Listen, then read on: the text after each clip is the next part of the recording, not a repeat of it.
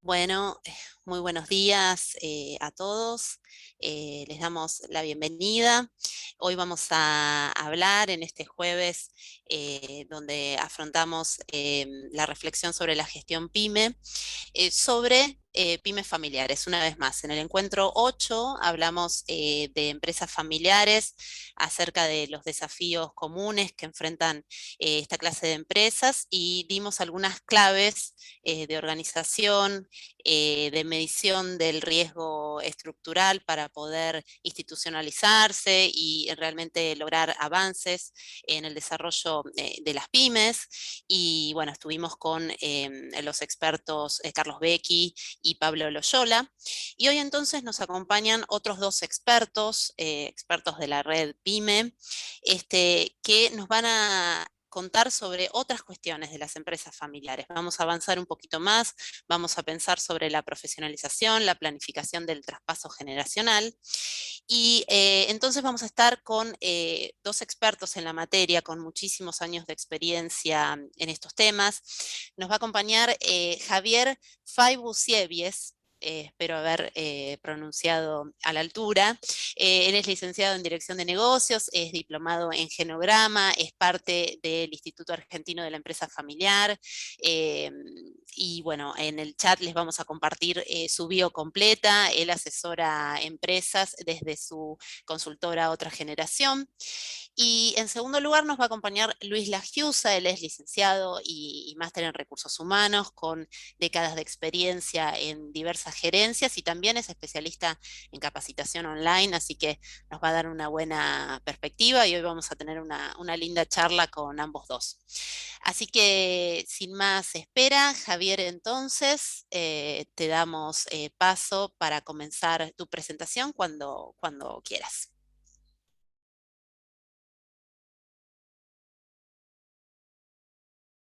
Bueno, buen día para todos.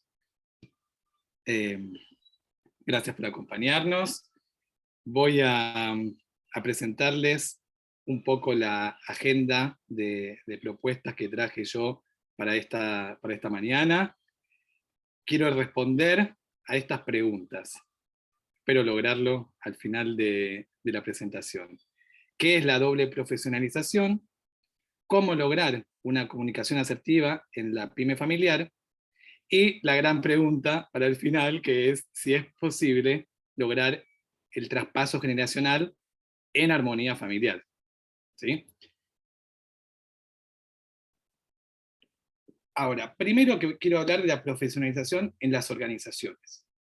Todas las pymes llegan a un momento en donde necesitan profesionalizarse, porque o se complejiza la actividad o porque se agranda o excede lo que puede hacer el dueño y en esto me meto en el concepto de dueñez, ¿no? Cuando hay un dueño que concentra todas las decisiones. En un momento se complejiza al nivel que excede su propia capacidad y necesita contar con otros para organizarse. Hoy en día, en las pymes, en las empresas en general, datos abundan.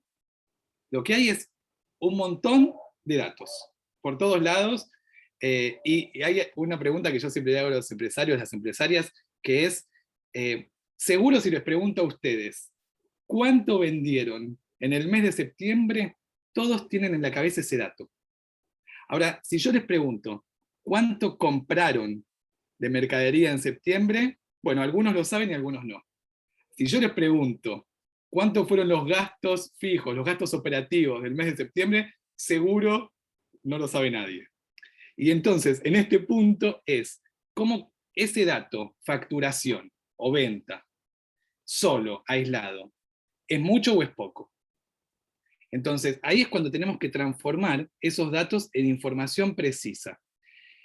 Y esta información en conocimiento, y justamente la profesionalización en la organización, en las pymes, es alejarnos de ese modelo intuitivo en el que el dueño, el gerente, decide porque, bueno, me parece, o mi estómago me dice, o la sensación es que va a ser más o menos así, y transformarlo en una decisión basada en esta información recolectada, en esta información que tenemos disponible.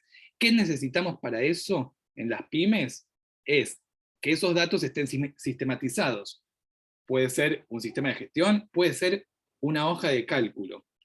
Lo importante es sistematizarlo y tenerlo disponible y con eso generar conocimiento, es decir, prestarle atención a los números, prestarle atención al feedback. A veces no es solo números, porque eso sería solamente analizar las variables cuantitativas, también hay variables cualitativas. Escuchar al cliente, ¿no? Escuchar al personal, ¿no? Saber lo que está sucediendo alrededor, en el contexto, no solo en el mercado, sino en el contexto en el que se mueve el empresario. Esta profesionalización de la organización es una de las patas. Pero yo hablo de doble profesionalización, es porque mientras la pyme se profesionaliza en la gestión, debe ser acompañada de una profesionalización de la familia. Y acá está la particularidad de la pyme familiar. Esta pyme, cuando se incorporan otros participantes familiares, digamos, además pueden ser hijos, pueden ser esposos, esposas, pueden ser sobrinos, nietos, incluso pueden ser padres, ¿no? Padres, abuelos, depende quién la funda, quién la inicia. Y aquí se viene, digamos, el momento de profesionalizar la familia, que esto tiene que ser eh, paralela a la profesionalización de la empresa. Las dos cosas tienen que suceder. Ninguna de las dos va a alcanzar, digamos. Si solamente se profesionaliza la familia, pero no la gestión, va a faltar una pata. Si solamente se profesionaliza la gestión, pero en la familia seguimos tomando decisiones, que ahora voy a hablar de estos puntos, entonces no va a alcanzar la profesionalización de la gestión. Son dobles, paralelas. La primera que yo propongo para profesionalizar la familia, una clave, es acordar, generar acuerdos. Y para eso hay que empezar por generar una propiedad emocional. La propiedad emocional que se construye desde siempre. Cuando hablamos con padres o madres fundadoras, la propiedad emocional se construye desde que los chicos escuchan hablar de la empresa en su casa. Y esto es imposible que un hijo quiera sumarse a una empresa familiar si todas las noches cuando llega el papá dice, uy, esta empresa, no quiero saber nada, estoy cansado, ¿cuándo voy a dejar de trabajar? Esto no genera propiedad emocional, eso va en contra, ese niño, esa niña no va a querer a los 18, 20, 25 años sumarse a esa empresa. Entonces, la propiedad emocional se construye con la historia, con valores compartidos, y luego, efectivamente, al momento del trabajar, con una visión, una misión, una planificación conjunta, pero siempre entre intereses y vocación, ¿no? Estas son palabras que tienen que estar presentes al momento de acordar. Y después, diferenciar, separar. La tijera es el icono. Y acá tenemos varias cosas. Por un lado tenemos un patrimonio que muchas veces está completamente mezclado, ¿no? El patrimonio de la familia y el patrimonio de la empresa, de la organización, de la pyme. Y diferenciar también los roles, ¿no? ¿Cuándo somos hijos, hijas, padres, madres? ¿Y cuándo somos gerente general o presidente, o cuando somos reporter dependiente? ¿No? ¿Qué momento? Y en esto sumo este nexo con el patrimonio. ¿Cuándo damos regalos como hijos, como padres, como madres? ¿Cuándo damos regalos a nuestros hijos como padres o como madres? ¿Y cuándo damos beneficios a nuestros dependientes, a nuestros colaboradores? No es lo mismo que yo le regale un auto a todos mis hijos cuando cumplen 18 años, que yo les compre un auto a todos los gerentes. Independientemente, si es mi hijo lo tiene porque justo mi hijo es gerente, pero si no fuera gerente mi hijo y fuera gerente una persona ajena a la familia, también le daría un auto. ¿Sí? Bueno, estas son las pequeñas cosas que también hay que empezar a diferenciar para profesionalizar a la familia. Otro punto es, y tiene que ver con el punto de planificación organizacional, ¿no? Tener tiempo de planificar. Para esto, la planificación, la profesionalización organizacional, con esto de información que recibimos, podemos establecer criterios. Criterios, procedimientos. Estos criterios o procedimientos permiten que no tengamos que estar nosotros como dueños tomando todas las decisiones. Porque si nosotros decimos, pongo un ejemplo, ¿no? Estuvimos analizando toda la información, no podemos aceptar pagos mayores a 60 días. No necesitamos nosotros revisar todos los pagos. Podemos delegar esta decisión con este criterio en una persona administrativa de nuestra empresa y decir, bueno, no podés aceptar pagos mayores de 60 días. Bueno, ¿cuánto tiempo nos insumía a nosotros estar detrás de los pagos? 2 horas, muy bien. Esas 2 horas las usamos para planificar el futuro. Y generamos un espacio para planificar, para salir de esa rutina diaria de resolver problemas, que en las pymes es, digamos, ¿no? Todos los días aparece algo, todos los días tenemos algún bache que tapar, algún conflicto nuevo que inicia. Bueno, dedicar un espacio, que puede ser semanal, que puede ser cada 2 semanas, cada 3 semanas, una vez por mes, no importa. Establecer un espacio en que decimos, nos alejamos de la gestión cotidiana y nos sentamos a conversar sobre el futuro. ¿Qué queremos? ¿Qué esperamos? ¿Qué queremos ser? En el último punto dejé decidir. En las pymes familiares, sobre todo cuando son sociedades formadas, hay un montón de socios y en general hay muchos socios que no participan en la gestión. El caso más común es el de marido y mujer, que son socios en una empresa, y el marido lleva el libro de actas a la casa, ¿no? Y cuando están acostados, yéndose a dormir, le dice, no te olvides de firmarme el acta de directorio, ¿no? O no te olvides de firmarme el acta de la asamblea de socios. Bueno, la idea es que en las pymes familiares, cuando empezamos a profesionalizar, ponemos en práctica estos órganos de gobierno, estos mecanismos de decisión colegiada. Entonces, bueno, ¿quiénes son los socios? ¿O quiénes tendrían que estar en el directorio? ¿O quiénes tenemos que incluir en la mesa de decisión? Y nos sentamos y empezamos, porque a decidir se aprende, pero se aprende participando de la decisión. Puede ser que al principio solamente los que queremos formar, bueno, escuchen cómo decidimos, escuchemos sus opiniones. Al principio no decidirán solos, decidirán acompañados, pero este mecanismo de poner en práctica los órganos de gobierno es también lo que es formar a los futuros decisores. Y esto lo vamos a ver en el último punto, pero esta formación requiere de un proceso en el tiempo, y este proceso en el tiempo tiene que ser acompañado. O sea, es verdad, hay veces que es imposible porque hay cuestiones de la vida que aparecen y no permiten hacer este trabajo conjunto. Pero lo que yo estoy planteando hoy tiene que ver con una planificación de la profesionalización de la familia y decir, bueno, mira, hoy podemos hacerlo. Hay un dicho chino, ¿no? Que dice, ¿cuándo era el mejor momento para plantar un árbol? Hace 20 años. Bueno, pero el segundo mejor momento es hoy. Entonces, si hay algo que está dando vueltas y es, bueno, ¿cuándo empezamos a profesionalizar nuestra empresa? ¿Cuándo empezamos a profesionalizar nuestra familia? Bueno, lo que no hicimos, empecemos ahora. Ahora estamos, ahora tenemos tiempo, ahora podemos, nos sentamos y lo hacemos.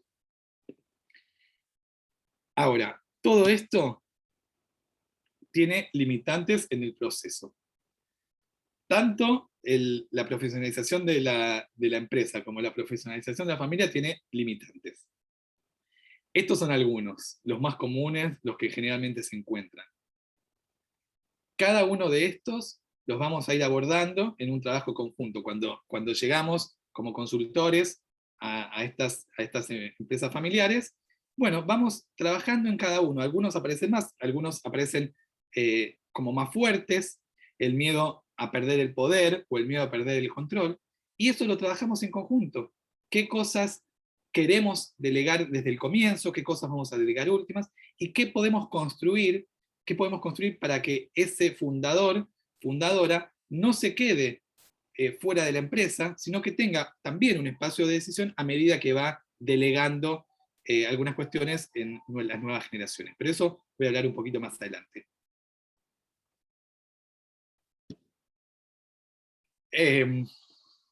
La comunicación lo es todo. ¿Qué? ¿No? Este es un poco traer un poco de algo un poco más cómico a la comunicación. Pero lo que yo quiero hablar es de la comunicación asertiva. Porque cuando hablamos de la empresa familiar, para que todo esto que yo vengo diciendo suceda, tenemos que aprender a comunicarnos. Y la comunicación asertiva requiere como primer punto la escucha activa.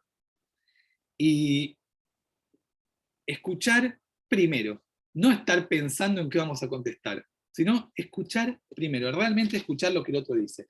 Y también lo que no dice. Peter Drucker decía que la comunicación, lo más importante es escuchar aquello que no se dice. Hay cosas que no se dicen. Lo que no se dice, a veces también hay que preguntarlo.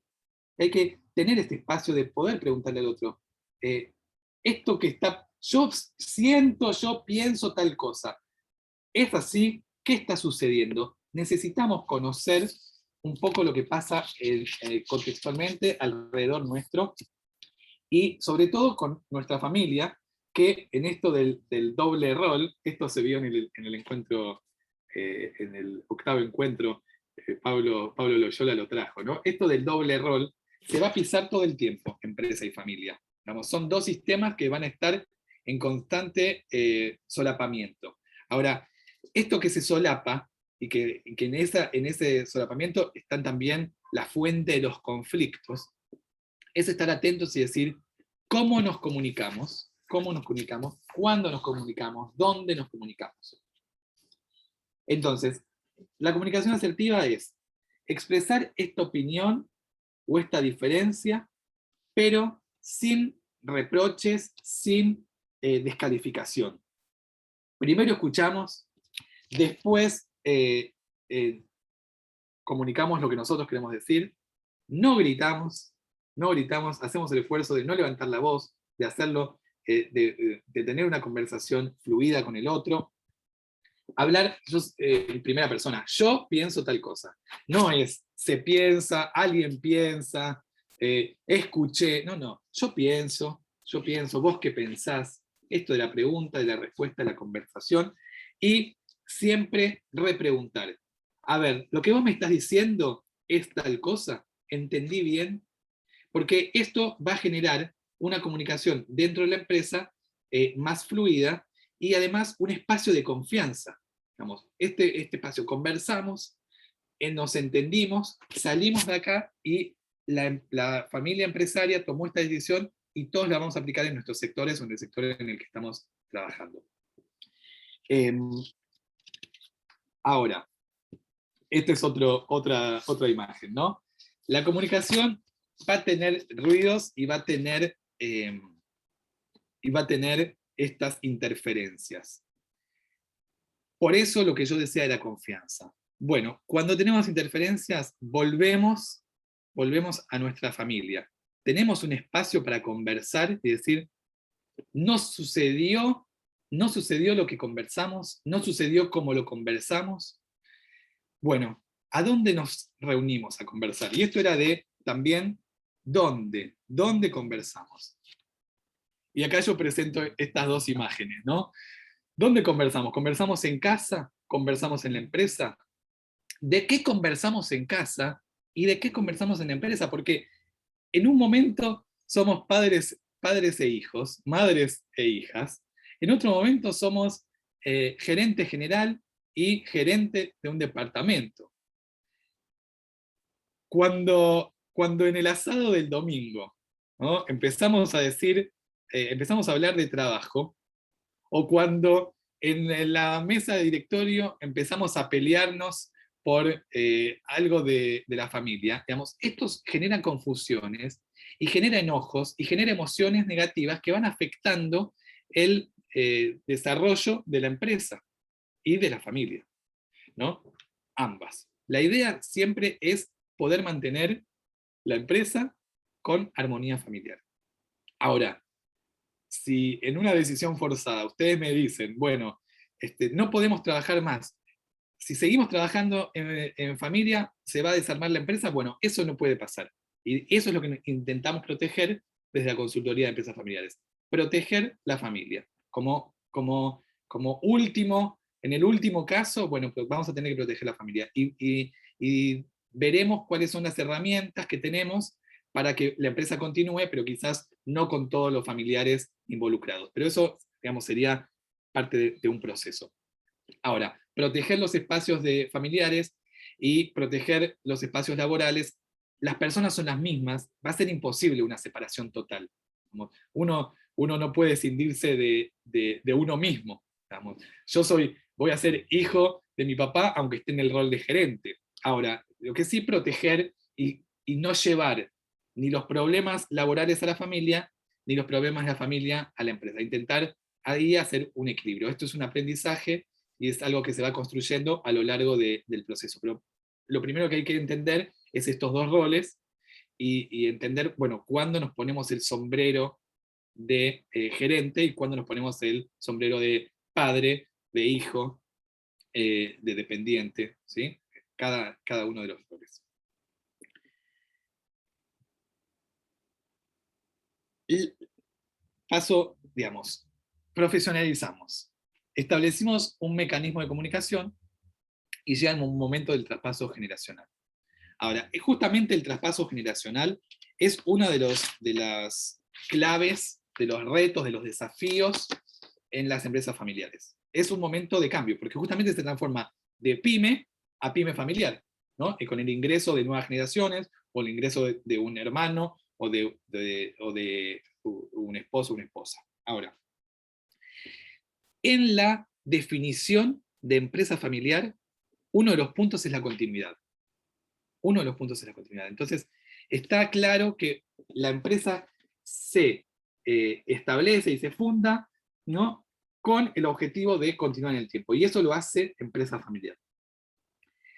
Por eso yo puse acá planificando la continuidad. Y planificando significa que lo primero que hay que hacer para un traspaso generacional es planificarlo. Es decir, bueno, yo quiero que mi hijo se haga cargo de la empresa. Bueno, no es, llego un día lunes a la mañana y digo, bueno, a partir de hoy, no, es un proceso de planificación conjunta con quien va a suceder, con el resto de la compañía, ir entregando de a poco, ¿no?, ese traspaso que sea un traspaso ordenado, paulatino, de construcción en el tiempo. Confianza, y la confianza es una cuestión recíproca.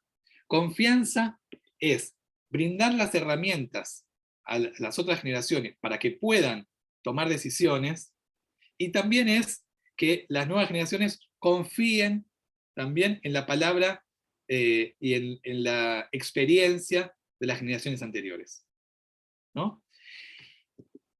Formación y el capital intelectual, uno de los grandes legados que dejan las familias empresarias a los sucesores es la formación. Y la formación, como dije al comienzo, la propiedad emocional, la formación, uno se forma para ser parte de la empresa familiar desde pequeño. Nunca sabemos qué frase que nosotros decimos en nuestra casa sobre nuestra empresa queda resonando en el oído de nuestros hijos o nuestras hijas. Entonces, la formación es continua, desde antes de que ingresen a la compañía y después durante su incorporación en la compañía, en la pyme, en cada una de las áreas en donde ese hijo, esa hija está ingresando. Entonces, esa formación, dar el espacio para que pueda dar el espacio, la confianza, para que puedan ir tomando pequeñas decisiones, y eso también es parte de aprender a decidir.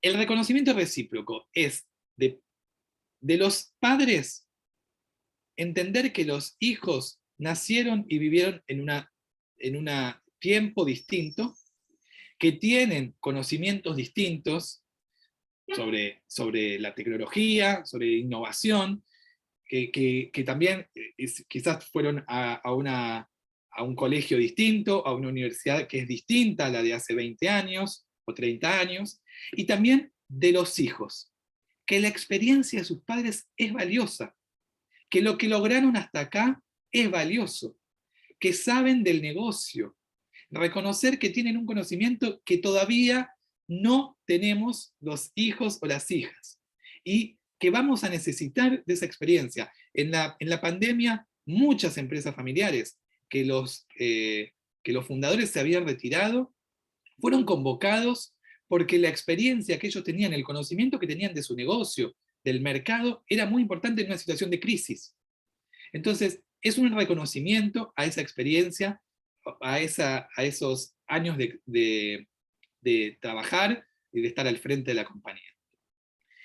Y por último, y esta es una de las herramientas que tenemos los consultores, es generar el acuerdo familiar o el protocolo familiar, es decir, que este traspaso generacional se prepare para el traspaso generacional actual, pero además también establecer algunas pautas para traspasos generacionales futuros. Es decir, a veces cuando se incorpora una nueva generación, ya podemos empezar a establecer cuáles son las pautas para la incorporación de las próximas generaciones, y así también establecer algunos pactos o algunas herramientas que nos puedan permitir, bueno, pensar en la continuidad de la empresa familiar más allá de la situación actual. El protocolo familiar o el acuerdo familiar es un proceso que termina en la elaboración de un documento, bueno, de esto hay mucha bibliografía y puedo profundizar más adelante, pero sí como una herramienta fundamental en este momento del traspaso. Entonces, esto sería como el círculo de la continuidad, así con las nuevas generaciones, ¿no? El ingreso de la nueva generación, la formación de estos nuevos líderes, la transferencia del conocimiento, una sucesión en la gestión, es decir, bueno, te entrego el mando, y encontrar cuál es el rol de del fundador en esta nueva empresa que está liderada quizás por sus hijos o sus hijas. El brindar estos espacios es un gran trabajo que hacen los padres y las madres. No es sencillo, muchas veces requiere un proceso, digamos, quiero decir, largo, quiero decir, sostenido en el tiempo, y para lograr todo esto es indispensable el asesoramiento de una persona externa, ¿sí? Porque eso va a generar que el proceso sea sostenido, y también va a permitir que estas diferencias en la comunicación que van apareciendo, digamos, sean zanjadas rápidamente para continuar con el proceso. Pero bueno, esta es una idea general.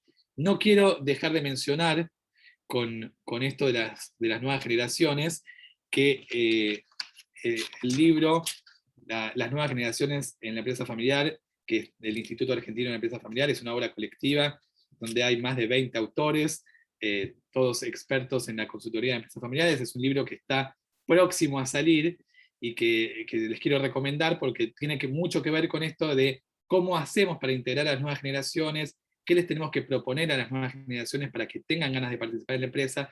Y yo presenté un capítulo que se llama Genoma del Heredero, los desafíos de llevar la empresa familiar en la sangre, y que tiene un poco que ver con esto que estuvimos hablando hoy, que, bueno, ¿cuál es el desafío para los hijos y cuáles son los desafíos para los padres? Ambos tienen desafíos, ¿sí? Ambos tienen desafíos, pero esto tiene que ver con la integración de las nuevas generaciones, y me parece que las pymes necesitan para la innovación, para el crecimiento, a las nuevas generaciones, y bueno, cómo lograr este trabajo conjunto es parte del desafío que está hoy establecido. Así que por hoy los dejo, les agradezco mucha atención, y bueno, me quedo también para las preguntas que vayan surgiendo al final. Bueno, muchísimas gracias, Javier. Hay varias preguntas muy interesantes que las retomamos al final. No se preocupen que hemos tomado nota de todas ellas, mucha identificación y muchas consultas para ver, bueno, cómo abordar algunas cuestiones que están sucediendo en sus empresas en particular.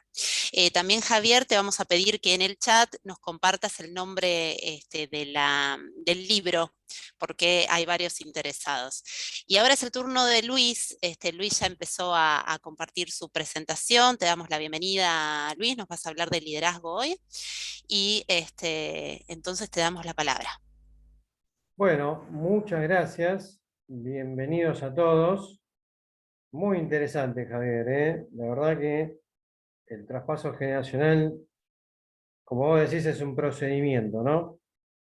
Bueno, yo me voy a meter específicamente, ahí estoy llegando, específicamente dentro de lo que mencionaste, como para hacer una línea de continuidad en la parte del liderazgo. Esperen que no estoy logrando compartirlo. Ahí vamos. Específicamente voy a ser muy concreto. Les voy a dar la bienvenida a estos rasgos generales del liderazgo, ¿sí?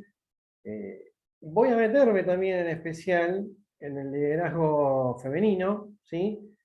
Siempre vamos a estar hablando de lo que es en empresas familiares, ¿cierto? En pymes. Así que sin demorar demasiado, no vamos a ir metiendo en esta parte, ¿sí? ¿Qué es lo que vamos a descubrir? Muy concreto, muy concreto, muy sencillo. ¿En qué consiste esto del liderazgo femenino? ¿Qué enseñanza nos vamos a llevar? ¿Sí? ¿Dónde hay que puntualizar? ¿Dónde hay que puntualizar? Y lo digo desde el punto de vista de la dirección, desde los dueños de empresa, desde nosotros los consultores y demás, ¿dónde tenemos que puntualizar en el liderazgo femenino? ¿Y por qué es tan importante? ¿Por qué es tan importante hacer una lupa, hacer hincapié en esta parte, ¿no? Del liderazgo? Bien, entonces, la promesa del encuentro es resaltar las características del liderazgo femenino y dar ejemplos concretos en la gestión de personas para maximizar los resultados de la empresa. Sí, y acá me gustaría agregar, podría seguir agregando, lo que pasa es que no me quedó mucho más espacio, para maximizar los resultados dentro de los equipos, porque son esos los equipos lo que van a traccionar la empresa, sobre todo los mandos medios, sobre todo la parte de jefatura, ¿cierto? Bien, escucha, participación, ahí he visto que ya en el chat han preguntado varias cosas, así que muy bien el nivel de participación. Vamos a meternos directamente y en forma concreta. Cuando busco un líder, ¿qué busco? ¿Qué quiero yo como rasgo general? Estoy buscando un gerente, estoy buscando un jefe, estoy buscando lo que sea. Y bueno, a ver, el listado podemos empezarlo, ¿no? Que sea humilde, que tenga constancia, que sea motivador, que tenga carácter, que dé respeto, que pueda compartir, que puedan compartir la información, que pueda compartir las formas de trabajar, que pueda compartir la forma de gestión. Puedo seguir, ¿eh? Puedo seguir. Responsabilidad, compromiso, que tenga compromiso, que sea un visionario. Wow, ¿no? ¿Cuántas cosas le estamos pidiendo al líder, ¿no? Y puedo seguir. Seguramente le vamos a pedir que sea muy buen comunicador, que tenga carisma, que tenga presencia, que dé participación, que sea creativo, que sea innovador, cooperación. Bueno, puedo seguir, ¿eh? Puedo seguir y es lo que exigimos. Seguramente las empresas lo necesitan y así será. Que sea amable, que esté disponible. Adaptación. Un punto muy importante es este, ¿no? Adaptación a los cambios. Pero miren cuántas cosas le estamos pidiendo a un líder, ¿sí? Empatía, ¿sí? Ponerse en el lugar del otro, sentir cómo está trabajando los colaboradores, cómo está trabajando el equipo. Tener intuición, ¿sí? Tener intuición. Escucha activa, un poco Javier lo venía mencionando en esto de la comunicación, ¿no? Pero acá hablamos de escucha activa. Miren todos los rasgos cuando buscamos un líder en una empresa o de lo que nosotros pretendemos de un líder, ¿no? Pero puedo seguir, hay muchos más. A ver, la verdad que da para agarrarse la cabeza porque es un listado largo, es un listado que no puede llegar a terminar, ¿no? Todo eso son los rasgos generales y muchos más. Ahora bien, vamos a hacer un zoom, vamos a poner la lupa específicamente en los rasgos sobresalientes del liderazgo femenino, ¿ok? Empatía. Está comprobado en distintos grupos, a través de la experiencia de trabajar en distintas pymes, no solamente mi experiencia, sino también hay varios estudios, yo al final les voy a ir mostrando cuáles fueron las fuentes, como para que vayan revisando esos estudios, pero parece ser que el liderazgo femenino tiene más empatía, escucha activa, una escucha activa, ¿sí? Saber escuchar no es lo mismo que oír, no es lo mismo que oír. Tomen nota si están interesados en la presentación, no es lo mismo que oír, es escuchar profundamente el problema, ¿sí? Es entender el problema. Parece ser que la mujer líder es más propensa a dar reconocimiento a los méritos, ¿sí? Parece ser que es así, así que podemos aprovechar esas características del liderazgo. La capacidad de adaptación, esta capacidad de amoldarse rápidamente a los cambios, girar rápidamente, ¿sí? Hacia algún cambio que se pueda venir en el contexto. Parece ser que el liderazgo femenino tiene esta capacidad de adaptación, un poco más marcada que los hombres, ¿no? Motivar a las personas es un rasgo sobresaliente del liderazgo femenino, ¿sí? Y en esto de establecer relaciones, ¿qué quiere decir establecer relaciones?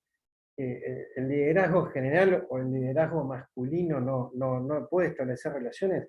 Sí, por supuesto que sí, claro que sí. No estamos haciendo una competencia, no estamos haciendo un versus femenino-masculino. Son rasgos generales, pero en la parte del liderazgo femenino, las mujeres que tienen capacidad de liderazgo femenino, están más acentuadas estas características, ¿sí? Que se entienda bien. Están mucho más acentuadas en esto de establecer relaciones entre los colaboradores del equipo, establecer equipos de esta manera, mediante las relaciones, de mediano y larga duración. Es muy importante esto que les estoy diciendo, ¿sí? Bueno, el trabajo en equipo, que justamente también lo vengo mencionando. Estos son como los rasgos sobresalientes, ¿sí? La empatía, escucha activa, dar reconocimiento, adaptación, motivación, establecer las relaciones dentro de un equipo de trabajo, ¿sí? Bien, entonces, la incorporación a través de la experiencia, de trabajar en distintas empresas y de trabajar en distintos grupos, ¿sí? La experiencia me ha dado que la incorporación del liderazgo femenino es multiplicador de motivación, sobre todo en equipos que no son muy numerosos, ¿sí? Tampoco quiero traer la palabra pequeños, pero podemos estar hablando entre 6, 7, 8 personas, todo un equipo de trabajo que sean de jefes, jefaturas dentro de una empresa, ¿sí? Es muy, muy, muy importante que además de estar sentado el jefe de producción, el jefe de depósito, algún jefe de depósito, o jefe de planta, mejor dicho, podamos incorporar también a la jefa comercial, podamos incorporar a la jefa contable, ¿sí? A la jefa de administración, todos sentados en una misma mesa. Es muy importante que esto, la dirección lo pueda tener en consideración. Es multiplicador de motivación, ¿sí? Y como ya dije anteriormente, tienen más predisposición a la escucha activa, tienen más predisposición al liderazgo femenino, tienen más predisposición a la escucha activa. Y a partir de ahí es una característica muy poderosa, muy poderosa en todos los ámbitos, ¿no? Bien, perfecto.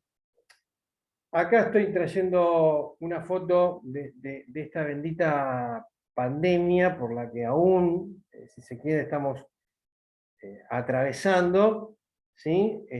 La traigo porque es un momento de mucha sensibilidad, la que hemos pasado en el 2020, es un momento de mucha sensibilidad, la que estamos pasando actualmente, y es muy importante estos rasgos que vengo trayendo, estas características, estas competencias que estoy trayendo, son como rasgos sobresalientes del liderazgo femenino, por todo esto que venimos hablando, ¿no? Por lo que pasamos en el 2020, por lo que estamos pasando, se cruza la cuestión económica en el medio, la empresa que todavía no termina de salir del año pasado, remontar, volver con los clientes, el negocio ha cambiado, empresas que han desaparecido, ¿sí? Entonces, es muy importante, yo lo pregono muchísimo en las empresas, lo pregono muchísimo, en esto de la conformación del equipo,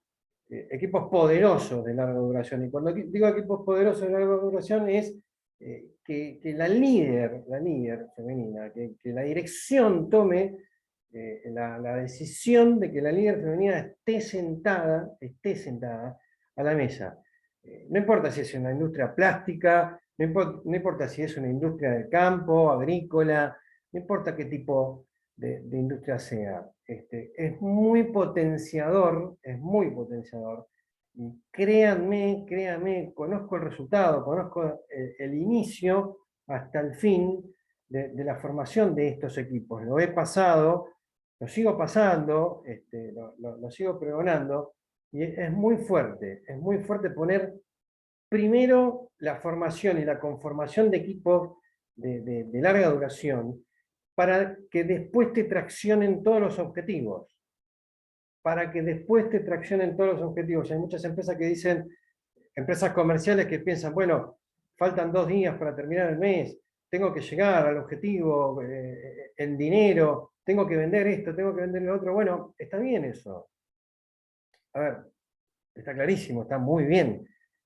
Pero yo digo que estaríamos mucho mejor, si damos vuelta al carro y ponemos adelante la formación de equipos poderosos de larga duración. Y si vamos mezclando las capacidades del liderazgo femenino con el liderazgo tradicional a la misma mesa, mucho mejor.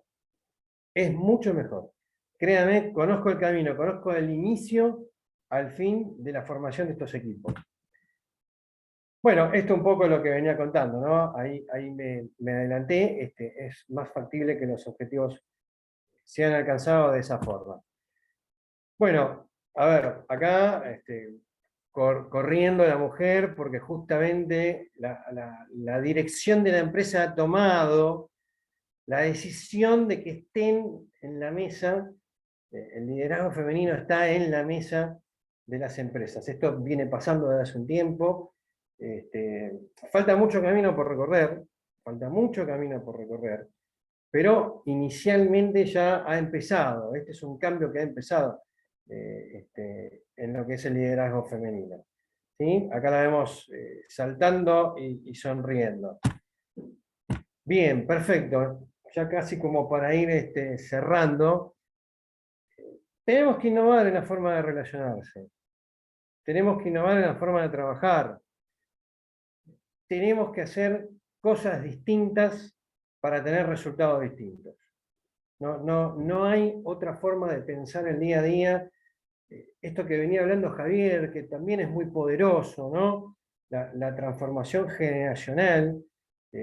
Innovarlo con la forma de relacionarse y trabajar, porque las capacidades humanas con el liderazgo femenino son tan importantes,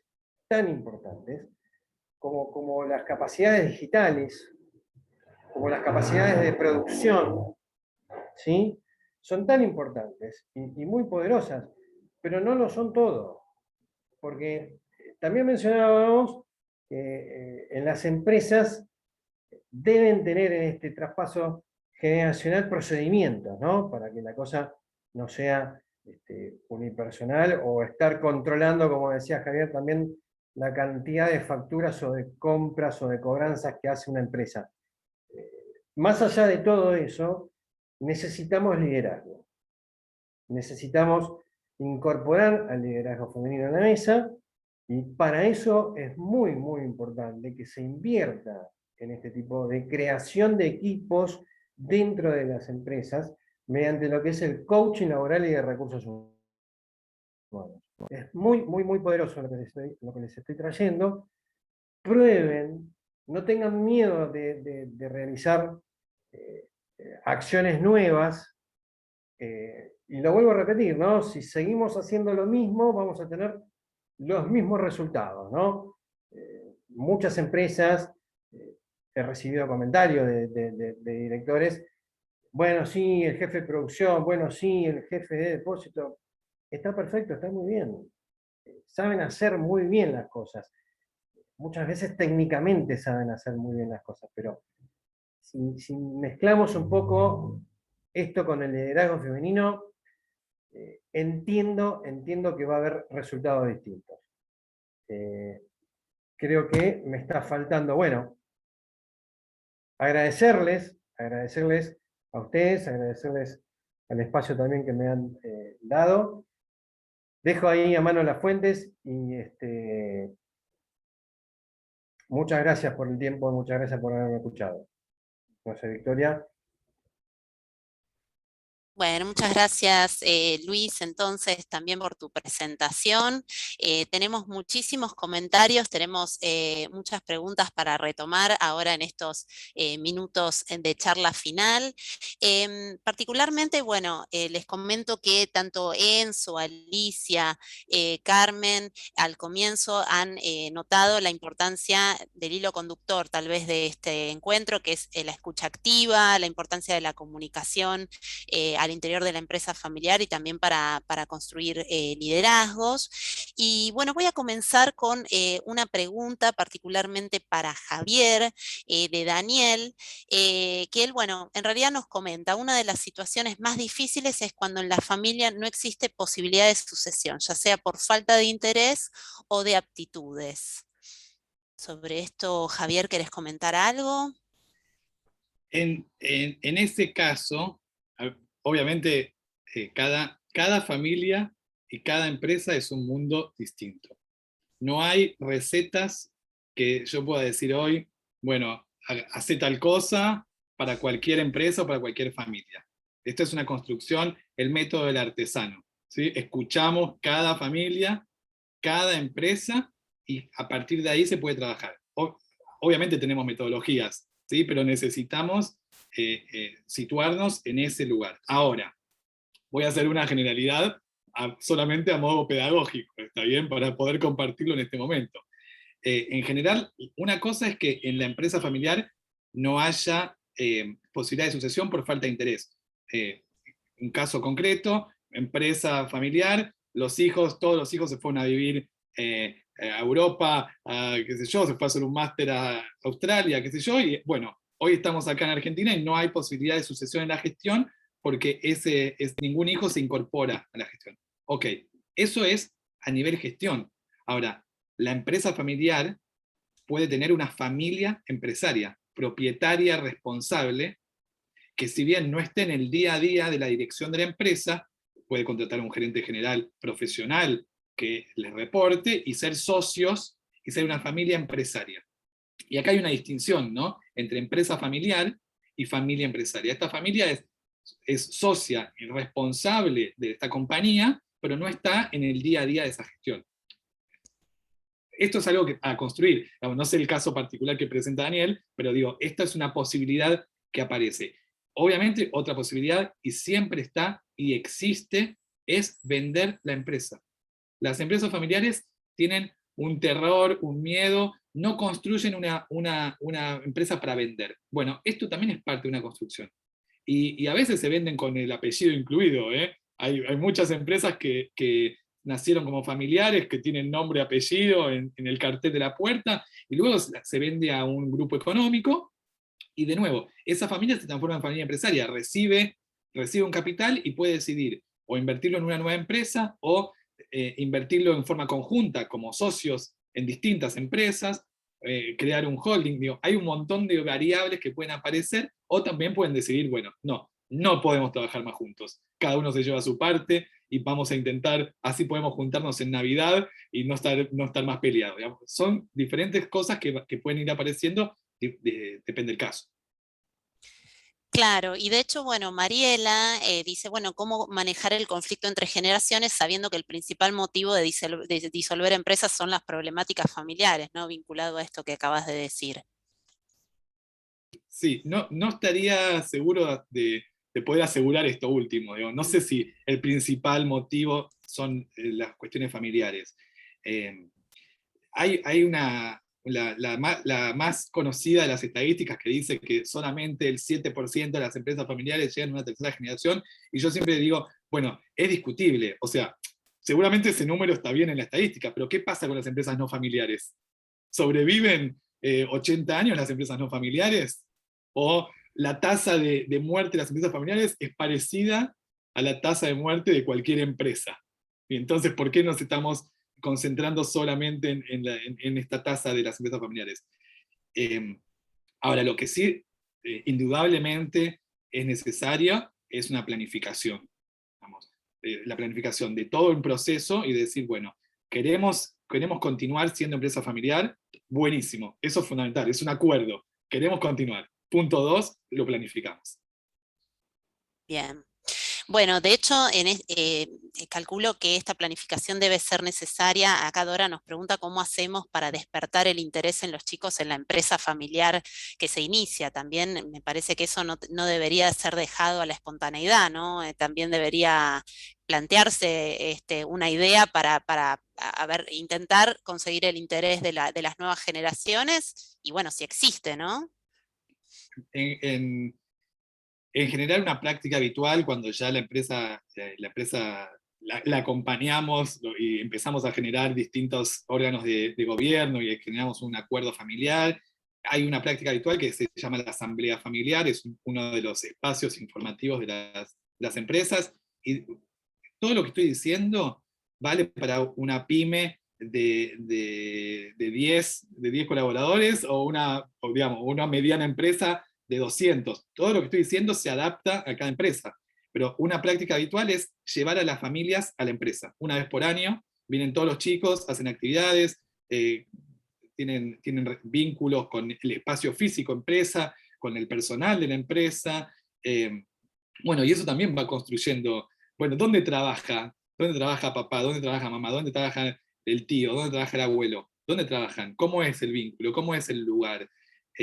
Bueno, eso también. Y lo que yo decía es, lo dije al principio también de mi presentación, es la propiedad emocional se construye todos los días, también en casa, cuando hablamos de la empresa y decimos, bueno, yo no me dedico a esto casualmente, ¿no? Yo me dedico a esto porque yo fui hijo de una empresa familiar y sobrino de una empresa familiar. Pero, ¿qué escuchaste en casa? ¿Escuchaste que la empresa era algo lindo, algo que querías participar?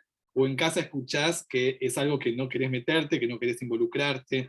Todo esto tiene que ver con generar la propiedad emocional.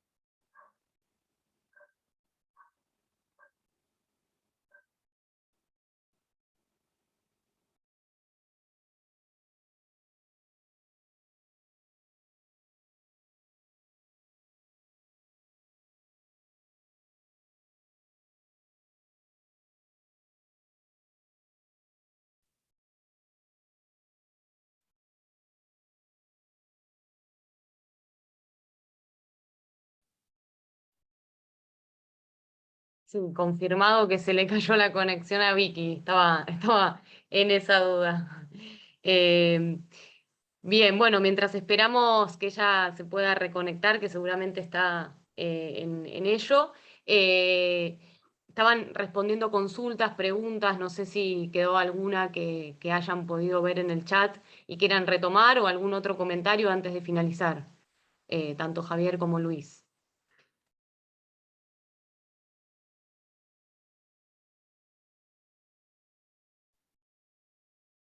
Creo que por mi lado, muy, muy breve, prácticamente no tengo mucho más para agregar, pero muy, muy interesante esto de lo que estoy trayendo con el tema de los estudios, ¿no? Sobre todo de Harvard Business Review, y hay muchas características que en el liderazgo femenino resaltan, ¿sí? Esto de que por ahí leer el lenguaje corporal, ¿sí? La líder femenino tiene una capacidad sobresaliente para leer el lenguaje corporal. Tómenlo en consideración, tómenlo en cuenta, ¿sí? Mucho más perceptiva que el masculino, que el líder masculino. Incluso también en esto de hablar y de detectar las emociones del rostro, ¿sí? Es un estudio bastante completo, bastante interesante con toda la bibliografía que transmití. Así que por mi lado creo que nada más. Así que les agradezco muchísimo el espacio y haber compartido con un profesional como Javier.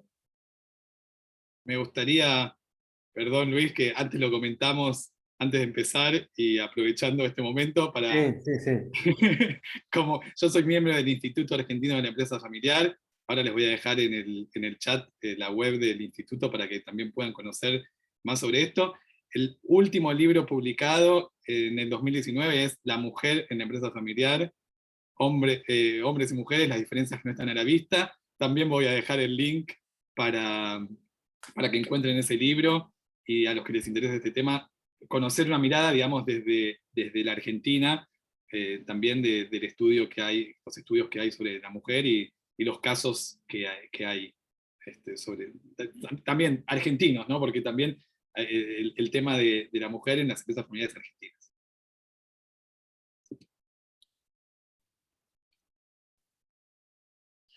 Bien, genial. Muchísimas gracias a los dos.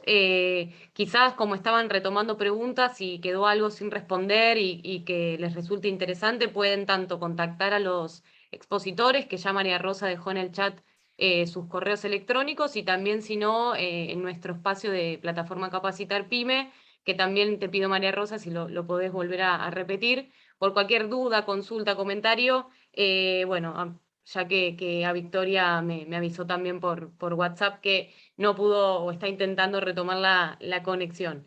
Pero bueno, siendo ya las 12 del mediodía, en tiempo cumplido, podemos hacer ello con consultas o dudas que hayan quedado, si así lo fuera. Em, Quería, bueno, agradecerle principalmente a los dos, y por esto de que Vicky se fue, quedó como, ahí me parece que Javier quedó como hospedador, así que serás vos quien tiene que cerrar la reunión en unos minutitos ahora cuando cerremos. Quería avisar ello, así tenés que poner el botón de finalizar y la reunión se puede terminar. Les agradecemos a todos los participantes por sus comentarios. Veo acá que están dejando el link también del libro que comentaba Javier, ¿no?